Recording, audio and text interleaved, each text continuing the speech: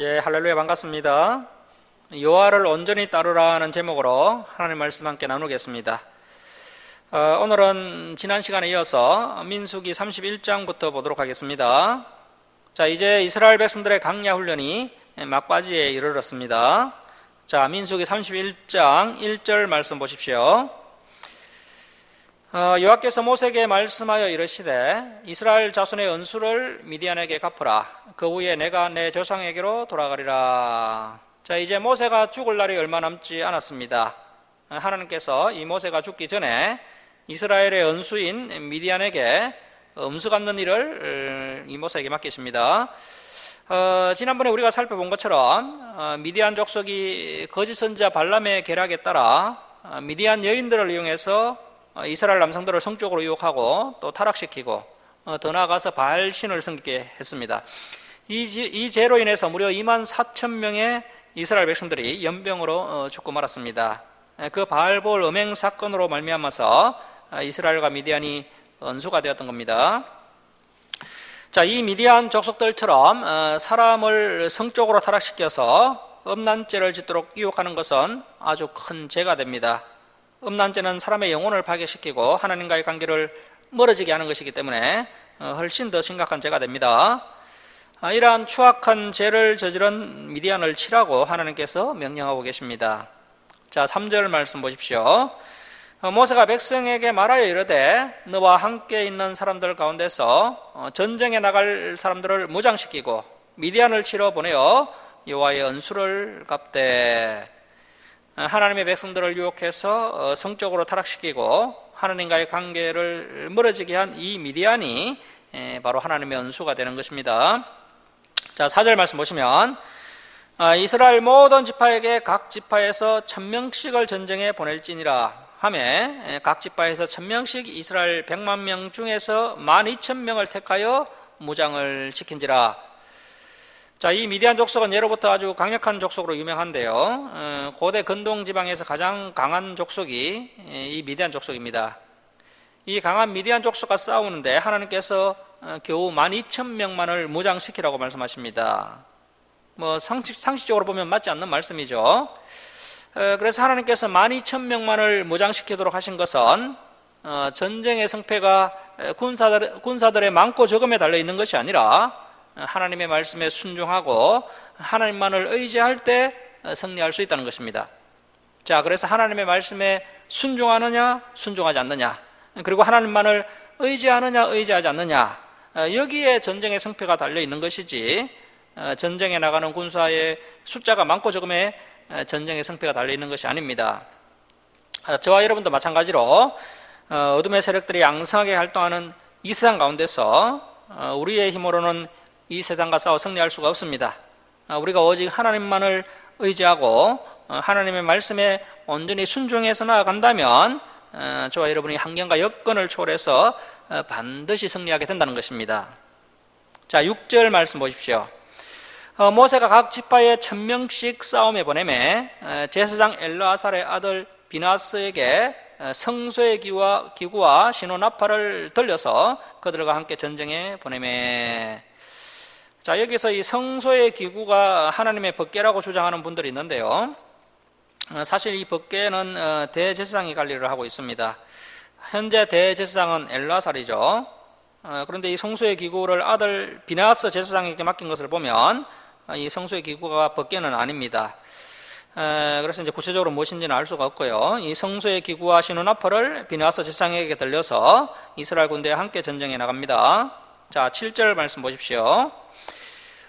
그들이 여호와께서 모세에게 명령하신 대로 미디안을 쳐서 남자를 다 죽였고 그 죽인 자 외에 미디안의 5 왕을 죽였으니 미디안의 왕들은 웨이와 레겐과 수루와 후루와 레바이며 또 보올의 아들 그 거짓 선지자 발람을 칼로 죽였더라. 자, 줄을 칩니다. 보올의 아들 발람을 칼로 죽였더라. 줄을 칩니다. 자, 우리가 지난번에 바알볼 음행 사건 때 이스라엘 백성들이 성적으로 타락하는 죄를 짓도록 지시한 사람이 바로 이 거짓 선지자 발람이라는 것을 살펴봤습니다. 바알볼 음행 사건의 계략을 제공한 사람이 이 거짓 선지자 발람인데, 이 발람이 탐욕에 눈이 멀어서 많은 돈을 받고 모압과 미디안에게 이스라엘을 타락시키는 방법을 가르쳐 주었습니다. 자, 그런데 8절 말씀에 보면 이 발람이 지금 미디안에 있다가 죽임을 당했습니다. 이 발람은 유프라테스 강에서부터 가나안 지역까지 아주 널리 소문이 난 유명한 선지자였는데 그 유명한 선지자가 참 선지자가 아니라 거짓 선지자였습니다. 이번 전쟁에서 미디안의 그 5왕과 함께 이 거짓 선지자 발람도 죽임을 당하게 됩니다. 자, 그래서 사람을 성적으로 타락시키고 범죄하도록 유혹하는 것은 더 큰 죄가 됩니다. 그리고 그 죄를 짓도록 유혹하는 죄보다 더 큰 죄는 이 발람과 같은 거짓 선지자의 죄라는 것을 명심해야 합니다. 자, 그래서 목회자가 성공에 눈이 멀고 돈에 눈이 멀어서 잘못된 길로 성도들을 인도하는 행위는 사람이 지은 죄 중에서 가장 크고 심각한 죄가 됩니다. 그래서 이 발람이 정말 죽을 죄를 지어서 죽게 된 것입니다. 자, 이 성경을 보면 이 거짓 선지자 발람이 이민수기에 등장하더니 저 요한계시록까지 등장하고 있는 것을 보게 됩니다.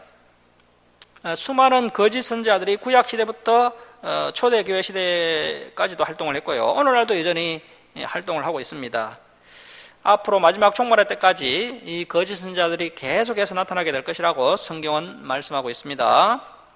자, 그래서 우리 성도들이 무엇보다도 이 거짓 선지자들을 조심해야 합니다. 자, 여러분, 이 거짓 선지자들이 과거에도 많이 활동을 했고요. 현재도 많이 활동하고 있고 앞으로도 이제 계속해서 등장하게 될 것인데 이 거짓 선지자들의 특징이 있습니다. 우리 한번 찾아보겠습니다. 로마서 16장 17절 말씀입니다. 거짓 선지자의 특징을 잘 분별해서 발람의 어그러진 교훈을 따라가지 않는 성도들이 되어야 합니다. 자, 로마서 16장 17절 말씀 보십시오. 형제들아, 내가 너희를 권하노니 너희가 배운 교훈을 거슬러 분쟁을 일으키거나 거치게 하는 자들을 살피고. 자, 그래서 여러분 잘 살펴봐야 합니다. 아무 생각 없이 따라가면 안 되고요. 잘 살펴서 거짓 선지자인 것이 드러나면 어떻게 합니까? 자, 줄을 칩니다. 그들에게서 떠나라. 자, 우리가 거짓 선지자 앞에서 취해야 할 행동입니다. 거짓 선지자 앞에 거짓 선지자 앞에서 계속 아멘 하고 앉아 있으면 안 되고요. 당장 떠나야 됩니다. 자, 16장 18절 계속 보시면 이 같은 자들은 우리 주 그리스도를 섬기지 아니하고 다만 자기들의 배만 섬기나니. 자, 이 거짓 선지자들은 예수님을 섬기지 않고 주님을 섬기지 않고 하나님을 섬기지 않고 자신의 배만 섬기는 그런 특징이 있습니다. 그래서 이제 결정적인 특징이 있는데요. 무엇이냐면 교활한 말과 아첨하는 말로. 그래서 이제 거짓 선지자들은 하는 말이 다르다는 것이죠. 순진한 자들의 마음을 미혹하느니라. 자, 이 거짓 선지자가 교활한 말로 또 듣기 좋은 말로 또 아첨하는 말로 이렇게 미혹을 하면요, 성경을 잘 모르는 성도님들은 넘어갈 수밖에 없습니다. 그리고 여기서 이제 자기들 배만 섬긴다는 것은요, 물질을 추구한다는 거죠. 자기 이속만 챙긴다는 것입니다. 자, 이제 우리 사도행전 20장 29절 말씀 찾아보겠습니다. 내가 떠난 후에 사나운 이리가 여러분에게 들어와서 그 양떼를 아끼지 아니하며. 이 말씀도 중요한 말씀인데요. 이제 이 말씀을 한 때가 이제 바울 사도의 사역의 인기가 얼마 남지 않았습니다.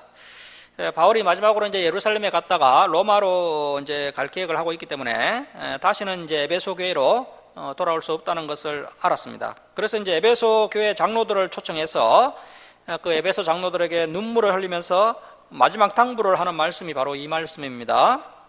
자, 그런데 이 말씀이 다른 말씀이 아니라 바로 거짓 선지자들을 경계하라는 그런 말씀입니다. 사나운 이리 같은 거짓 선지자들이 양떼 같은 성도들을 아끼지 않고 해치게 될 수 있기 때문에 그들을 경계하라고 하는 말씀인 거죠. 자, 3절 말씀 보십시오. 또한 여러분 중에 제자들을 끌어 자기를 따르게 하려고 어그러진 말을 하는 사람들이 일어날 줄을 내가 아노라.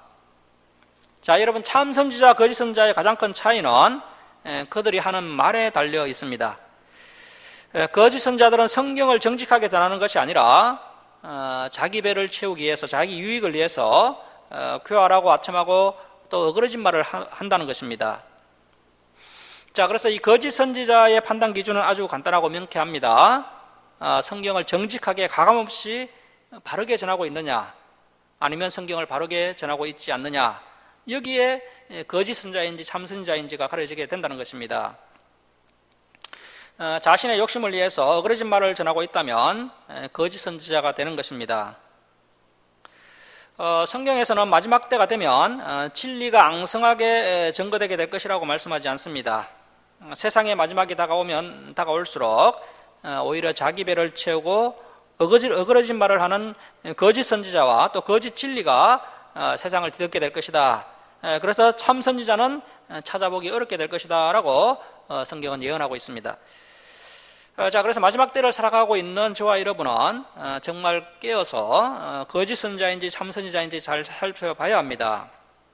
우리가 이러한 분별력을 가지려면 성경을 잘 알아야 합니다. 하나님의 말씀을 기준으로 분별을 해야 합니다. 그런데 오늘날 대부분의 성도님들이 이 성경을 잘 모르기 때문에 자기 귀에 듣기 좋은 말, 은혜로운 말을 목사님이 설교하면요, 은혜 받았다고 하면서 좋아라 하면서 이제 믿고 따라가는 겁니다. 이렇게 하면 이제 거짓 선지자에게 미혹이 되는 것이죠. 요한계시록을 보면요, 예수 그리스도께서 심판주로 재림을 하실 때 이 거짓 선지자들이 가장 먼저 붙잡혀서 산채로 유황불못에 던져지게 됩니다. 자, 그래서 목회자가 되어서 성도들에게 하나님의 말씀인 이 성경을 정직하게 가르치지 않고 다른 것을 가르친다거나 또 교활하고 아첨하고 어그러진 말로 성도들이 듣기에 좋은 말만 해서 성도들이 참된 진리를 깨닫지 못하게 하는 것은 심각한 죄가 되는 것입니다. 자, 다시 민수기 31장 9절 말씀 보시겠습니다. 31장 9절 말씀 보십시오. 이스라엘 자손이 미디안의 부녀들과 그들의 아이들을 사로잡고 그들의 가축과 양떼와 재물을 다 탈취하고 그들이 거처하는 성읍들과 촌락을 다 불사르고 탈취한 것, 노력한 것, 사람과 짐승을 다 빼앗으니라. 그들이 사로잡은 자와 노력한 것과 탈취한 것을 가지고 여리고 맞은편 요단강가 모압 평지의 진영에 이르러 모세와 제사장 엘르아살과 이스라엘 자손의 회중에게로 나오니라. 모세와 제사장 엘르아살과 회중의 지도자들이 다 진영 밖에 나가서 이제 미디안과의 전쟁에서 승리한 그 이스라엘 군인들을 영접하다가 모세가 군대에 지휘관 곧 싸움에서 돌아온 천부장들과 백부장들에게 노하니라. 자, 왜 노했습니까? 자, 15절 보십시오. 모세가 그들에게 이르되 너희가 여자들을 다 살려두었느냐? 보라, 이들이 발람의 꾀를 따라 이스라엘 자손을 보올 사건에서 여호와의 앞에 범죄하게 하여 여호와의 회중 가운데 연병이 일어나게 하였느니라. 자, 이 여자들이 이스라엘 남성을 유혹해서 죄를 짓도록 했고 결국 연병으로 인해 2만 4천 명이나 죽게 한 그러한 여자들이기 때문에 살려둬서는 안 된다는 것입니다.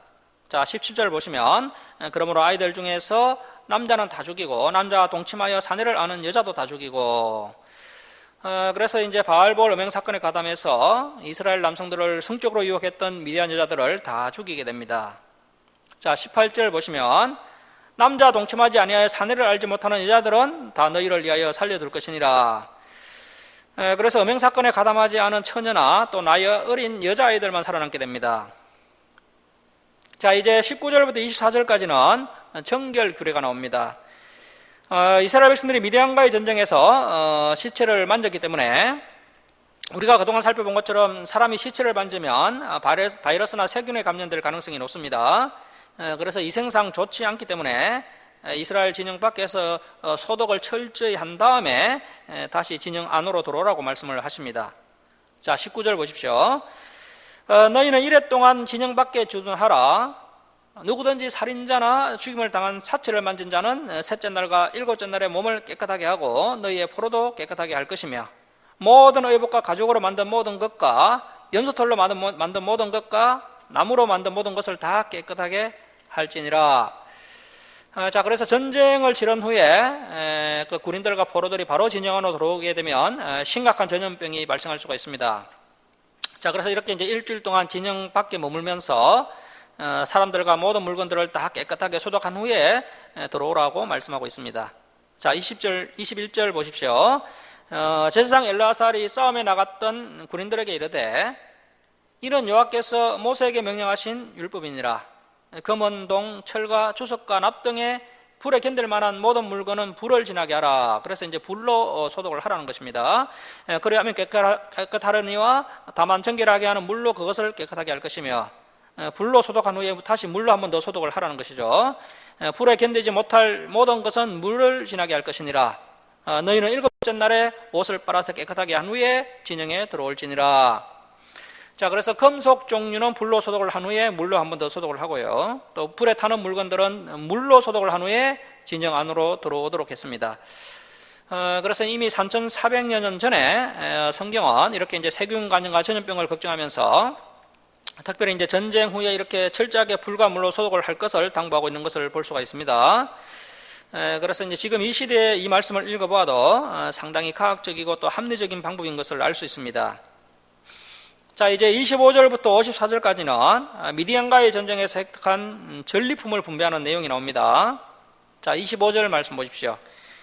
여호와께서 모세에게 말씀하여 이르시되 너는 제사장 엘르아살과 회중의 수령들과 더불어 이 사로잡은 사람들과 짐승들을 계수하고 그 얻은 물건을 반분하여 그 절반은 전쟁에 나갔던 그 12,000명의 군인들에게 주고 절반은 회중들에게 주고, 그래서 이제 전쟁에 참여한 군인의 숫자가 상당히 적은데요. 이 전리품의 절반이나 군인들에게 주는 것은 그만큼 목숨을 걸고 전쟁에 참여했던 그 군인들의 수고를 인정해 주고 있는 것입니다. 그래서 수고한 자에게 더 많이 주는 것이 성경의 원리가 됩니다. 전리품의 절반은 참여한 군인들이 가져가도록 하고요. 나머지 절반은 이제 일반 백성들에게 나누어 주게 됩니다. 자, 28절 보십시오. 전쟁에 나갔던 군인들은 사람이나 소나 낙이나 양떼의 500분의 1을 여호와께 드릴지니라. 자, 전쟁에 나갔던 군인들이 전리품을 받게 되는데 그 받은 전리품의 500분의 1을 다시 하나님께 드리도록 했습니다. 자, 29절 말씀 보시면 곧 이를 그들의 절반에서 가져다가 여호와의 거제로 제사장 엘르아살에게 주고. 자, 이번 전쟁에서 승리를 하게 해주신 하나님의 은혜를 잊지 말라는 것이죠. 겨우 12,000명의 군인들이 능력이 탁월해서 미디안과의 전쟁에서 승리를 한 것이 아닙니다. 전적인 하나님의 은혜라는 겁니다. 이 은혜를 잊지 말고 기억하도록 하기 위해서 이 군인들에게 500분의 1을 하나님께 헌금으로 드리도록 했습니다. 자, 30절 말씀 보십시오.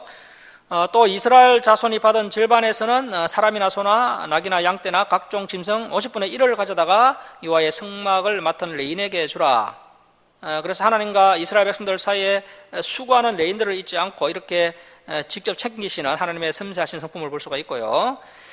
자, 31절 보시면 모세와 제사장 엘르아살이 여호와께서 모세에게 명령하신 대로 하니라. 그 탈취물 곧 군인들의 다른 탈취물 외에 양이 67만 5천 마리요, 소가 7만 2천 마리요, 나귀가 6만 1천 마리요, 사람은 남자 동침하지 아니하여 사내를 알지 못하는 여자가 도합 3만 2천 명이니. 자, 여기까지가 이제 미디안과의 전쟁에서 얻은 전리품의 총계가 됩니다. 전리품의 양이 엄청나죠. 자, 이제 36절 이하는 하나님의 명령을 실천하는 내용입니다. 하나님의 명령대로 군인들에게 절반을 주고 또 일반 백성들에게 절반을 주는데, 그것을 다시 이제 군인들이 제사장들에게 500분의 1을 드리고 또 일반 백성들은 또 레인들에게 50분의 1을 드리게 됩니다. 제사장들과 레인들에게 드리는 것은요, 하나님께 드리는 것이고요, 이번 전쟁에서 승리하게 해주신 하나님께 감사의 예물을 드리는 것입니다. 자, 이러한 내용이 이제 47절까지 계속해서 나오는데 한번 집에 가셔서 읽어보시면 하나님께서 말씀하신 대로 정확하게 분배하는 것을 볼 수가 있습니다. 자, 이제 48절로 넘어갑니다. 48절 말씀 보십시오. 군대의 지휘관들 곧 천부장과 백부장들이 모세에게 나와서 모세에게 말하되 당신의 종들이 이끈 군인을 계수한 자. 그래서 이제 전쟁을 마치고 돌아와서 전리품까지 다 나누고 그리고 이제 군인들 중에 죽거나 다친 사람이 없는가 한번 확인해 보니까요. 자, 계속 보시면 우리 중 한 사람도 축나지 아니하였기로. 자, 이번 미디안과의 전쟁에서 한 사람도 죽은 사람이 없다는 것입니다. 여러분, 이것이 상식적으로 가능할까요? 이 이스라엘 백성들은 예부터 목축업을 하는 민족들인데, 그래서 전쟁에 능한 민족도 아니고, 또 전쟁을 하기 위해서 특수훈련을 받은 사람들도 아닌데요. 그 강력한 미디안 족속들과 전면전을 치루었는데 그것도 12,000명, 겨우 12,000명의 적은 군인들만 전쟁에 나가서 싸웠는데 단 한 사람도 죽지 않았다는 겁니다. 자, 그래서 이제 다시 한번 말씀드리지만 우리의 그 전쟁의 승패는, 영적 전쟁의 승패는 우리의 뭐 한계가 여건에 달려 있는 것이 아니라는 겁니다. 우리가 하나님의 말씀을 잘 듣고 그 말씀을 잘 지키면 놀라운 승리를 경험하게 된다는 것입니다. 자, 그래서 우리 주사랑교회가 견고하게 서갈 수 있는 유일한 방법은 하나님의 말씀을 정직하게 가르치는 것입니다. 그리고 저와 여러분이 또 견고하게 서갈 수 있는 유일한 방법 또한 이 하나님의 말씀을 붙잡고 또 순종하는 믿음으로 살아가는 것입니다. 여기에 우리 주사랑교회와 저 여러분의 승패가 달려 있는 것입니다. 자, 50절 말씀 보십시오. 우리 각 사람이 받은 바, 그래서 이제 한 사람도 죽지 않은 것에 대한 감사, 감동이 이 군인들에게 일어나게 된 겁니다. 이번 전쟁은 하나님께서 우리와 함께 하시고 하나님께서 우리를 승리케 하신 것이다. 이것을 이제 군인들이 깨닫고 스스로 하나님께 예물을 드리게 되는데요. 금폐물 곧 발목걸이, 손목걸이, 인장반지, 귀걸이, 목걸이들을 여호와께 헌금으로 우리의 생명을 위하여 여호와 앞에 속죄하려고 가져왔나이다.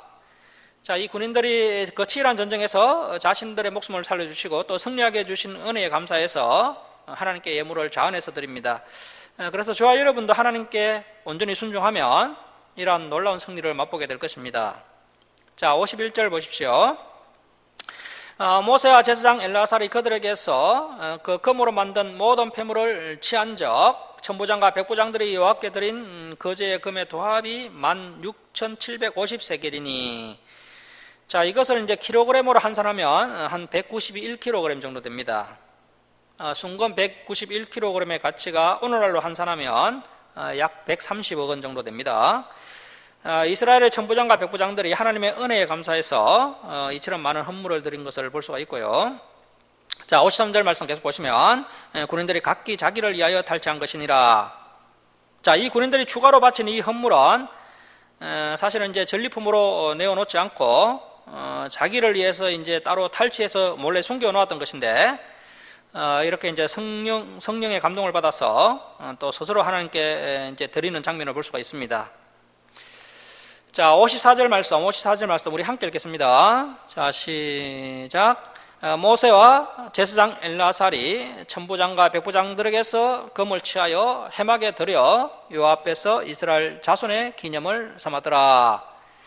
자, 이렇게 감사할 내용이 있으면 스스로 결정해서 감사 예물을 드리는 그런 성숙한 모습이 저와 여러분에게도 있어야 합니다. 자녀의 성숙함이 다른 것이 아니라 부모의 은혜에 감사할 줄 아느냐, 이것이 자녀의 성숙함의 잣대가 되는 것이고요. 마찬가지로 성도가 하나님의 은혜에 감사할 줄 아느냐, 이것이 그 성도의 그 신앙의 성숙함의 잣대가 되는 것입니다. 자, 이제 32장으로 갑니다. 32장은 요단 동편 땅을 분배하는 이야기가 나옵니다. 자, 32장 1절 말씀 보십시오. 르우벤 자손과 갓 자손은 심이 많은 가축들을 가졌더라. 자, 르우벤 지파, 갓 지파의 특징이 있는데 심이 많은 가축들을 가졌다는 겁니다. 그들이 야셀 땅과 길앗 땅을 본 적 그곳은 목축할 만한 장소인지라. 자, 여기 지도를 한번 보십시오. 이 야셀 땅과 길앗 땅은 요단강 동편 쪽에 있는 땅인데요. 지금 이스라엘 백성들이 머물러 있는 그 모압 평지 근방에 있는 그런 땅들입니다. 이곳은 이제 목축하기에 아주 적합한 땅이라는 것이죠.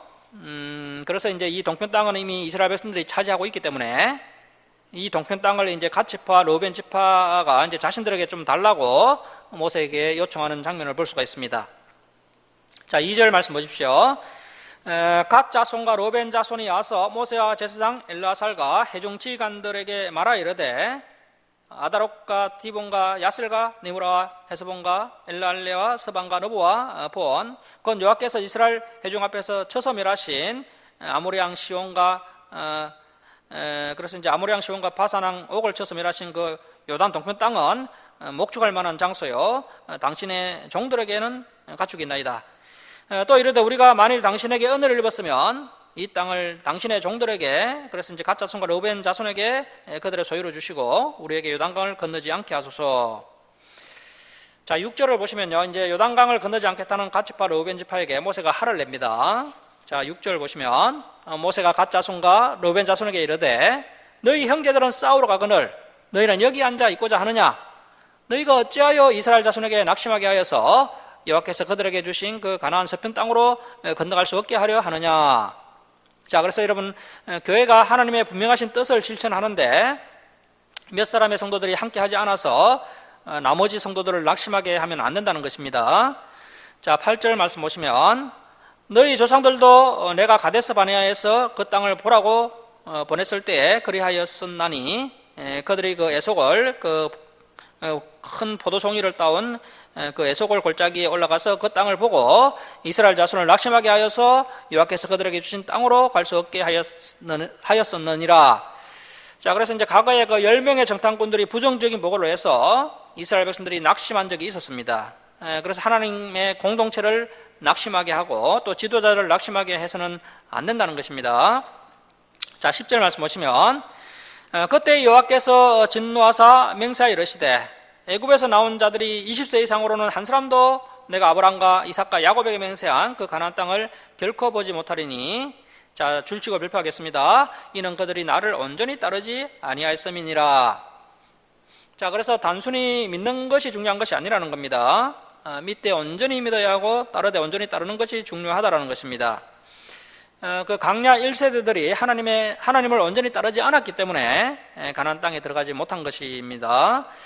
자, 이제 12절 보십시오. 그러나 그나스의 사람, 자, 줄칩니다. 여분의 아들 갈렙과 눈의 아들 여호수아는 여호와를 온전히 따랐느니라 하시고. 자, 여러분, 우리 하나님께서는요, 하나님의 백성들이 얼렁뚱땅 살기를 원하시는 것이 아니라 온전하게 살기를 원하십니다. 갈렙처럼 또 여호수아처럼 온전하게 하나님을 따랐으면 좋겠다. 이러한 마음이 하나님께 있으신 겁니다. 자, 13절 보십시오. 여호와께서 이스라엘에게 진노하사 그들에게 40년 동안 광야에 방황하게 하셨으므로 여호와의 목전에 악을 행한 그 세대, 그러니까 광야 제1세대가 마침내는 다 끊어졌느니라. 광야에서 다 죽었다는 겁니다. 보라, 너희는 너희의 조상의 대를 이어 일어난 죄인의 무리로서 이스라엘을 향하신 여호와의 노를 더욱 심하게 하는도다. 너희가 만일 돌이켜 여호와를 떠나면 여호와께서 다시 이 백성을 광야에 버리시리니 그리하면 너희가 이 모든 백성을 멸망시키리라. 이렇게 모세가 이제 강하게 책망을 하니까 르우벤 지파, 갓 지파가 말하기를 자신들은 요단 서편 땅을 정복하는 일을 회피할 마음이 전혀 없다고 말을 합니다. 단지 자신들은 가축을 위해 동편 땅에 우리를 짓고 또 아이들을 보호하기 위해서 성읍을 구축한 다음에 이제 가나안 서쪽 정복 전쟁에 함께 동참을 하겠다, 이렇게 말을 합니다. 자, 16절 이하에 그런 말씀이 나오는데요. 한번 보십시오. 자, 16절입니다. 그들이 모세에게 가까이 나와 이르되 우리가 이곳에 우리 가축을 위하여 우리를 짓고 우리 어린 아이들을 위하여 성읍을 건축하고 이 땅에 언주민이 있으므로 우리 어린 아이들을 그 견고한 성읍에 거주하게 한 후에 우리는 무장하고 이스라엘 자손을 그곳으로 그 가나안 서편 땅으로 인도하기까지 그들의 앞에서 가고 이스라엘 자손이 각기 기업을 받기까지 우리 집으로 돌아오지 아니하겠사오며 우리는 요단 이쪽 곧 동쪽에서 기업을 받아 싸우니 그들과 함께 요단 저쪽에서는 기업을 받지 아니하겠나이다. 자, 모세가 이 말을 듣고 아주 좋게 여깁니다. 자, 20절 보십시오.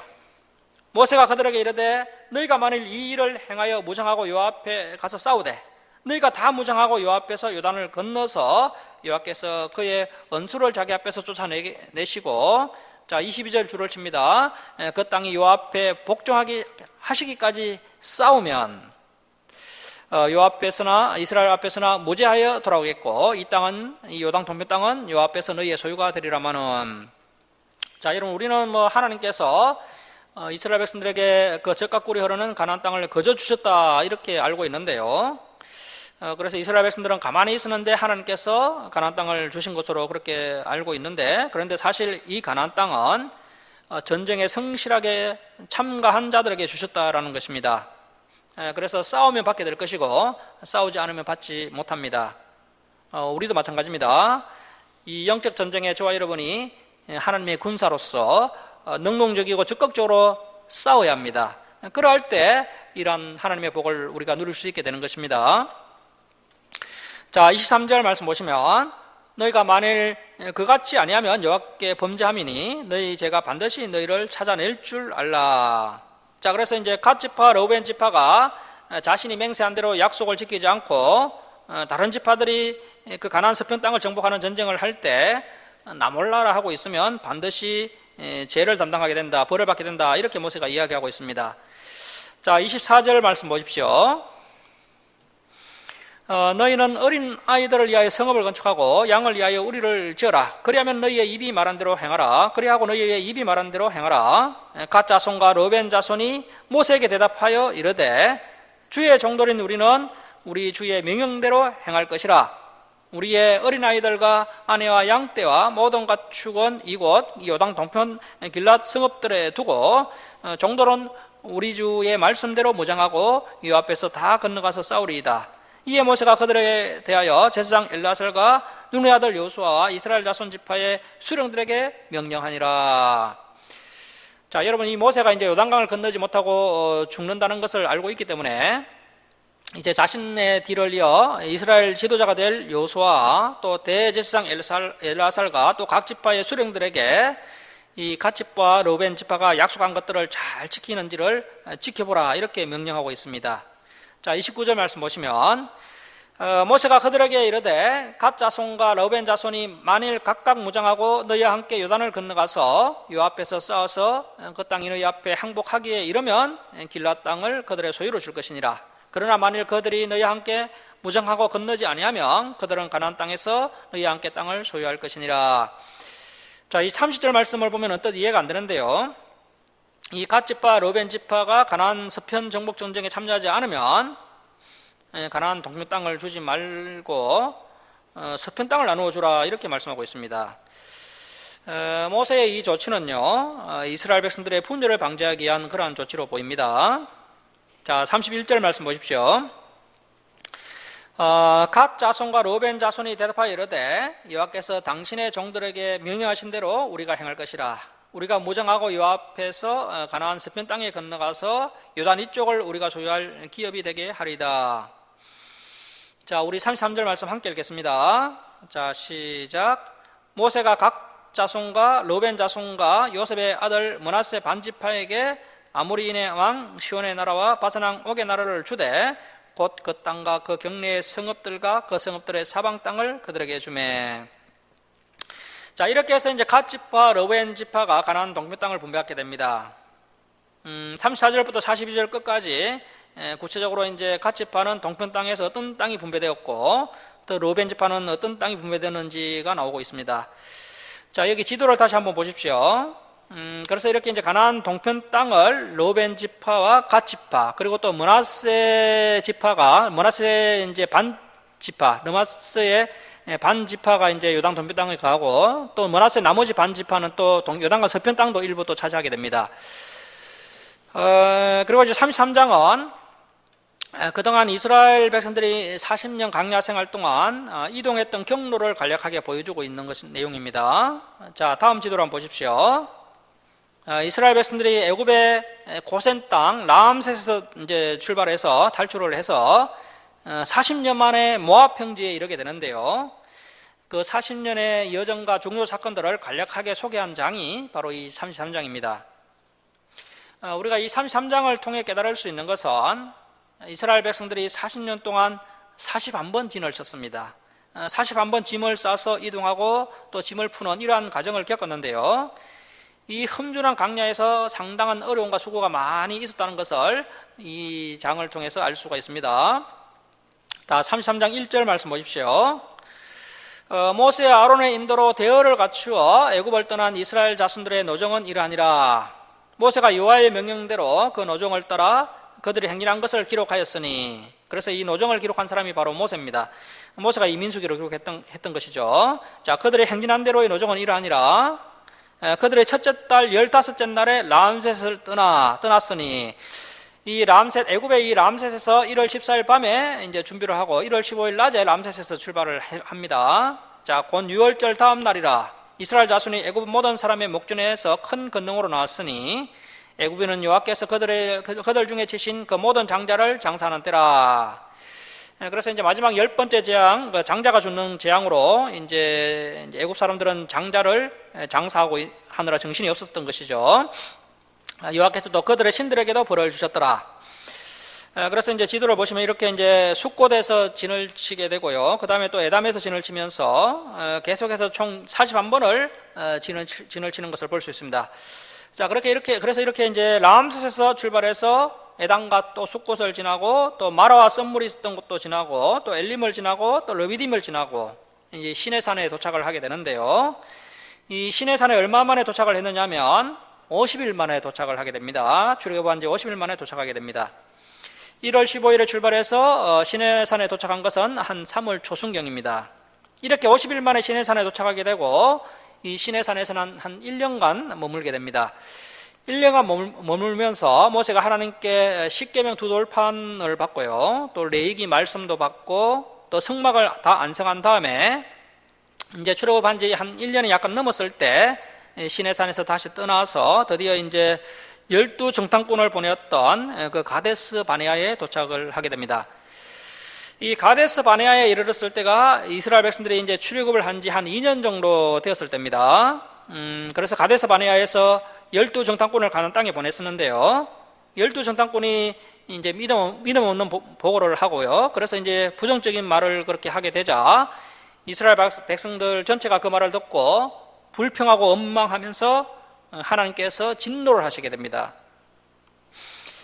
그래서 이스라엘 백성들의 불신앙으로 말미암아 다시 이제 광야로 돌아가죠. 그래서 신광야 부근에서 약 38년을 뺑뺑 돌면서 광야 훈련을 받은 다음에 그래서 이제 40년을 광야에서 훈련을 받은 다음에 다시 모압 평지에 이르게 되었습니다.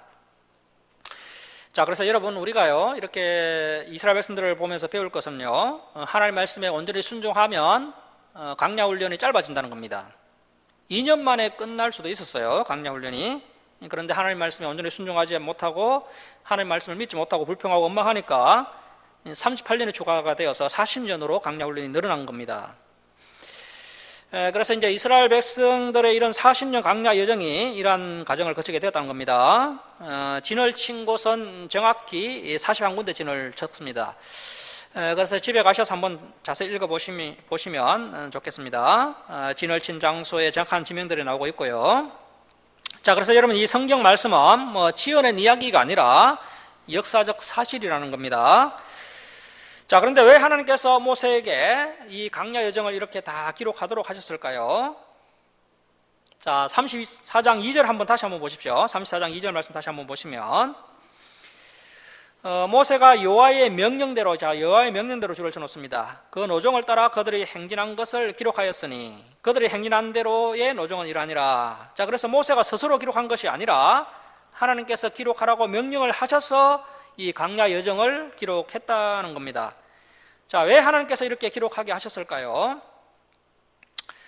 그것은 인간의 패역함에도 불구하고 하나님께서 베풀어 주셨던 그 은혜를 기록하고 이것을 또 후대에 기념하고 사모라는 그런 뜻이 있는 것입니다. 이스라엘 백성들이 40년 광야 생활 동안 41번 진을 쳤는데 그때 이스라엘 백성들이 하나님께 순종하지 못하고 온전히 하나님을 따르지 못하고 불평하고 원망하고 불신앙적인 모습을 보였음에도 불구하고 하나님께서 이스라엘 백성들을 포기하지 않고 모압 평지까지 또 가나안 땅까지 인도하셨다는 것입니다. 이것이야말로 하나님의 은혜라는 것이죠. 만일 이스라엘 백성들이 성숙해서 하나님의 말씀에 온전히 순종하고 하나님의 말씀을 잘 따랐기 때문에 가나안 땅에 들어갔다면 하나님의 그 인자하심과 자비하심과 하나님의 은혜가 제대로 드러나지 않았을 겁니다. 하지만 이스라엘 백성들이 불순종하고 불평하고 또 원망하고 또 죄를 지었음에도 불구하고 이렇게 가나안 땅에 들어가게 된 것이 바로 하나님의 은혜였다라는 사실입니다. 자, 그래서 이제 그 사실을 이렇게 기념하고 후대에 그 하나님의 은혜와 사랑을 증거하도록 하기 위해서 이렇게 성경에 기록하도록 했다는 것입니다. 자, 그래서 우리도 역시 우리의 인생 여정을 되돌아보면요, 참 그동안 불순종하고 불평하고 또 여러 가지 또 범죄를 저질렀지만 그럼에도 하나님께서 우리를 포기하지 않으시고 오늘날까지 이렇게 인도해 주신 그 하나님의 은혜와 사랑을 우리가 이미 민수기 말씀을 통해서 깨달을 수가 있습니다. 자, 이제 우리 48절로 넘어가도록 하겠습니다. 자, 48절 말씀 보십시오.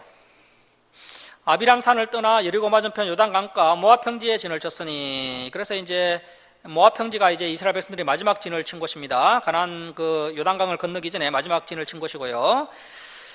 이제 민수기 50절 이하는 그 가나안 족속에 대해서 하나님께서 이제 조심을 하라고 하시는 그런 경계령이 나오고 있습니다. 아주 중요한 말씀입니다. 자, 50절 말씀 보십시오. 여리고 맞은편 요단강가 모압 평지에서 여호와께서 모세에게 말씀하여 이르시되 이스라엘 자손에게 말하여 그들에게 이르라. 너희가 요단강을 건너 가나안 땅에 들어가거든 그 땅의 원주민을 너희 앞에서 다 몰아내고 그 새긴 석성과 부어 만든 우상을 다 깨뜨리며 산당을 다 헐고. 자, 52절 줄을 칩니다. 그 땅의 원주민들을 너희 앞에서 다 몰아내고 그 새긴 석성과 부어 만든 우상을 다 깨뜨리며 산당을 헐고. 자, 53절입니다. 그 땅을 점령하여 거기 거주하라. 내가 그 땅을 너희 소유로 너희에게 주었음이라. 자, 하나님께서 가나안 땅의 원주민을 다 몰아내라. 그리고 가나안 땅의 우상과 산당을 다 깨뜨리고 헐어버려라. 그렇게 명령을 하셨습니다. 자, 그런데 이스라엘 백성들이 이 하나님의 명령에 온전히 순종했을까요? 안타깝게도 이스라엘 백성들이 이 말씀에 온전히 순종하지 못했습니다. 자, 54절 말씀 보십시오. 너희 종족을 따라 그 땅을 제비 뽑아 나눌 것이니 수가 많으면 많은 기업을 주고 적으면 적은 기업을 주되 각기 제비 뽑은 대로 그 소유가 될 것인즉 너희 조상의 지파를 따라 기업을 받을 것이니라. 너희가 만일 그 땅의 원주민을 네 앞에서 몰아내지 아니하면, 그래서 이제 원주민들을 몰아내고 우상을 다 헐어버리라고 하셨는데 그렇게 몰아내지 아니하면 너희가 남겨둔 자들이, 그 남겨둔 가나안 백성들이 너희의 눈에 가시와 너희의 옆구리에 찌르는 것이 되어 너희가 거주하는 땅에서 너희를 괴롭게 할 것이요. 나는 그들에게 행하기로 생각한 것을, 그래서 가나안 사람들에게 가나안 땅에 행하기로 한 하나님의 심판을, 그 하나님의 말씀을 온전히 지키지 않은 너희 그 이스라엘 백성들에게 행하리라. 자, 그래서 하나님의 명령대로 반드시 가나안 주민을 다 몰아내고 가나안을 완전히 정복하는 것이 중요하다는 것입니다. 자, 그런데 이제 여호수아서를 보면요, 여호수아서에 이제 가나안 정복 전쟁이 나오는데 이스라엘 백성들이 하나님의 말씀을 온전히 따르지 않고 뭐 대충 그냥 건성으로 따르는 그런 흉내만 내는 것을 볼 수가 있습니다. 그래서 이제 가나안 땅 원주민들을 상당히 남겨놓게 되고요, 또 산당과 우상들도 다 헐지 않고 또 일정 부분 남겨놓게 되는 것을 봅니다. 그래서 결국 이스라엘 백성들이 가나안 족속들과 함께 동거하게 되고요, 결국에는 그 가나안 족속들을 선교해서 하나님께로 돌아오도록 한 것이 아니라 거꾸로 이제 선교를 당해서 가나안 족속들처럼 타락을 하고 세속화되어서 방금 우리가 읽었던 그 55절, 56절 말씀대로 이스라엘 백성들이 하나님의 심판을 받는 것을 볼 수가 있습니다. 그래서 이제 구약 성경을 보면요, 이스라엘 백성들이 이렇게 하나님의 명령을 지키지 못해서, 그 하나님의 그 레위기에 명령된 그 말씀을 지키지 못해서 이스라엘 백성들이 매를 맞고 고통스러워하는 그런 장면들을 볼 수가 있는 것이죠. 자, 말씀을 마치도록 하겠습니다. 사랑하는 성도 여러분, 세상에는 여러 가지 제약이 있지만 특별히 사람을 타락시키고 유혹하는 제약들을 경계하고 더 나아가서 잘못된 말씀을 전가하는 거짓 선자들을 또 경계해야 합니다. 자, 그리고 우리가 지난 삶을 돌아보면서 하나님께서 우리를 구원하여 주시고 또 지금까지 인도해 주신 그 하나님의 은혜와 사랑에 감사하는 저와 여러분이 되었으면 좋겠습니다. 이스라엘 백성들처럼 대충 건성으로 하나님의 말씀을 따라 살다가 실패하는 인생이 되는 것이 아니라 하나님의 말씀을 온전히 따름으로 영적 전쟁에서 승리하고 또 하나님의 복을 풍성히 받아 누리는 저와 여러분 다 될 수 있기를 주님의 이름으로 축원합니다. 자, 기도하겠습니다. 사랑의 하나님 아버지, 오늘도 귀한 말씀 주셔서